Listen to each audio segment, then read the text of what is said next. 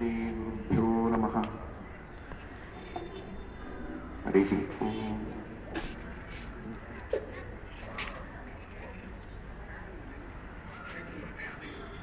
यत्पदं वेदसंवेद्यं कटाक्षेणापि वीक्षितुं न क्षमन्ते विमतयस्तमुपासे श्रियःपतिम्।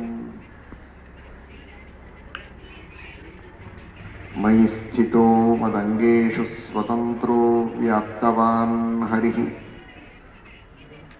स विष्णुश्चास्वतन्त्रं मां स्वेच्छया वर्तयत्यजः।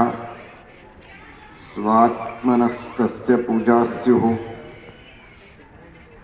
मनोवाक्कायवृत्तयः। ममैताः इति कर्तारम् उद्देश्यं च हरिं स्मरेत्।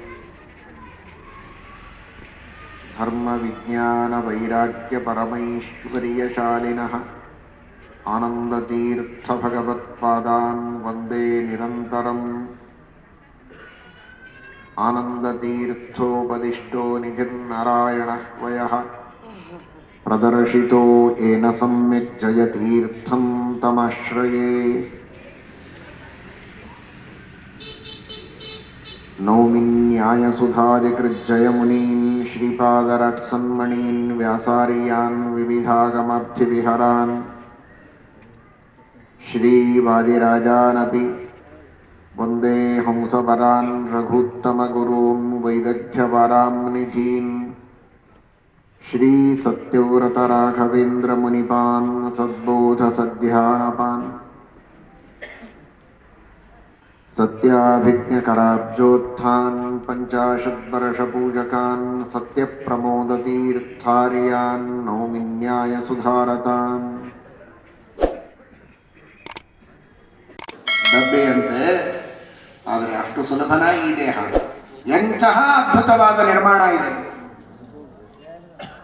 ದೇಹದೊಳಗಿನ ಒಂದೊಂದು ನರಗಳನ್ನು ಪ್ರತ್ಯೇಕವಾಗಿ ತೆಗೆದು ಅತಿ ಸೂಕ್ಷ್ಮವಾದ ನರಗಳನ್ನು ಜೋಡಿಸಿದರೆ 3 ಬಾರಿ ಪೃಥ್ವಿಯನ್ನು ಸುತ್ತಬಹುದು ಅಂತ. ಅಷ್ಟು ನರಗಳನ್ನು ಅತಿ ಸೂಕ್ಷ್ಮವಾದದ್ದನ್ನು ದೇವರು ಜೋಡಿಸಿ ಈ ದೇಹವನ್ನು ನಿರ್ಮಾಣ ಮಾಡಿತ್ತು. ಒಂದೊಂದು ಕಣ್ಣಿನ ಹಿಂದೆ 16 ಲಕ್ಷ ನರಗಳಿವೆ. ಒಂದು ಕಿವಿ, ಒಂದು ಮೂಗು, ಯಾವುದನ್ನು ತೆಗೆದುಕೊಂಡರು ಅಷ್ಟೇನು ನರಗಳಿವೆ. ಅವುಗಳ ಕೆಲಸ ಏನು, ಅವುಗಳಿಂದ ಏನೇನು ಕಾರ್ಯಗಳಾಗತ್ತೆ, ಇದೆಲ್ಲವೂ ಅದ್ಭುತ.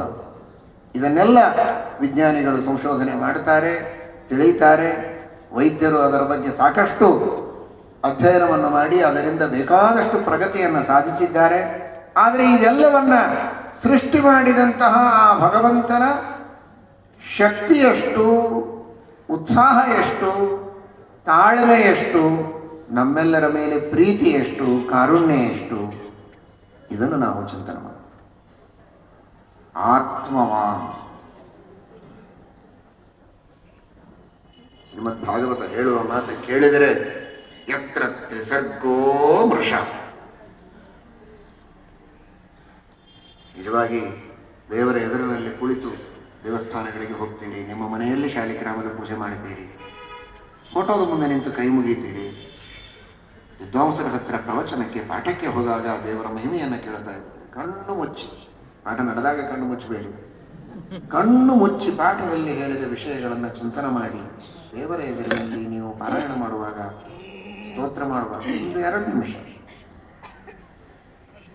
2 ನಿಮಿಷ. ನಮಗೆಲ್ಲ ಸನ್ಯಾಸಿಗಳಿಗೆ ಭಿಕ್ಷುಗಳು ಎಂದು ಕರೀತಾರೆ. ಅದಕ್ಕಾಗಿ ಮನೆಗೆ ಭಿಕ್ಷೆಗೆ ಬರ್ರಿ ಭಿಕ್ಷೆಗೆ ಬರ್ರಿ ಅಂತ ಕರೆಯುವ ಪದ್ಧತಿ. ಸನ್ಯಾಸಿಗಳು ಅಂದರೆ ಭಿಕ್ಷುಕರು, ಭಿಕ್ಷೆ ಬೇಡಿ ತಿನ್ನುವಂತಹ ಪದ್ಧತಿ. ನಾವು ಕೇಳದೇ ಇದ್ರೂ ನೀವು ಕೊಡ್ತೀರಾ, ಆದ್ದರಿಂದ ನಿಮಗೆ ಭಿಕ್ಷೆ ಕೊಡಿ ಅಂತ ನಾವೇನು ಕೇಳುವುದಿಲ್ಲ. ಆದರೆ ಈ ಭಿಕ್ಷೆಯನ್ನು ಮಾತ್ರ ಅವಶ್ಯವಾಗಿ ಓಪನ್ ಆಗಿ ಎಲ್ಲರಿಗೂ ಕೇಳುತ್ತೇವೆ. ಒಬ್ಬೊಬ್ಬರು ಕನಿಷ್ಠ 2 ನಿಮಿಷದ ಭಿಕ್ಷೆಯನ್ನು ಕೊಡಿ. ದೇವರಿಗಾಗಿ, ಅನುಸಂಧಾನಕ್ಕಾಗಿ, ಧರ್ಮಕ್ಕಾಗಿ. ನೀವು ಬೆಳಗ್ಗೆಯಿಂದ ಸಾಯಂಕಾಲದವರೆಗೆ ಧರ್ಮ ಮಾಡ್ತೀರಿ, ಧಾರ್ಮಿಕರು ಅಂತ ನನಗೆ ಗೊತ್ತು. ಆ ವಿಶ್ವಾಸದಿಂದಲೇ ಇಷ್ಟು ದೂರ ಓಡಿ ಬಂದಿದ್ದೇವೆ ನಿಮ್ಮ ಸಲುವಾಗಿ. ಆದರೆ ಭಕ್ತಿಯಿಂದ ದೇವರ ಚಿಂತನ ಬೇರೆ, ಧರ್ಮ ಬೇರೆ. ಅದು ಧರ್ಮದೊಳಗೆ ಸೇರುತ್ತೆ. ಆದರೆ ನಿರಂತರವಾಗಿ ಚಿಂತನೆ ಮಾಡಿದರೆ ಅದು ಬಹಳ ದೊಡ್ಡ ಯೋಗ್ಯತೆ. ಆದರೆ ಮೊದಲು ಹಂತದಲ್ಲಿ, ಮೊದಲು ಹೆಜ್ಜೆ, ಮೊದಲು ಮೆಟ್ಟಲು, ಒಂದೆರಡು ಕ್ಷಣ, ಒಂದೆರಡು ನಿಮಿಷ ತನ್ಮಯರಾಗಿ ದೇವರು ಮಾಡಿದ ಉಪಕಾರ. ದೇವರ ಶ್ವಾಸ ಇಲ್ಲದೆ ಎಲ್ಲಿಯೋ ಒದ್ದಾಡಿ ಸಾಯುವಂತಹ ಪರಿಸ್ಥಿತಿ ಇಲ್ಲ. ಒಳ್ಳೆ ಗಾಳಿ, ಶ್ವಾಸೋಚ್ಛ್ವಾಸವನ್ನು ಮಾಡ್ತಾ ಇದ್ದೇವೆ, ಶುದ್ಧವಾದ ಗಾಳಿ ಇದೆ.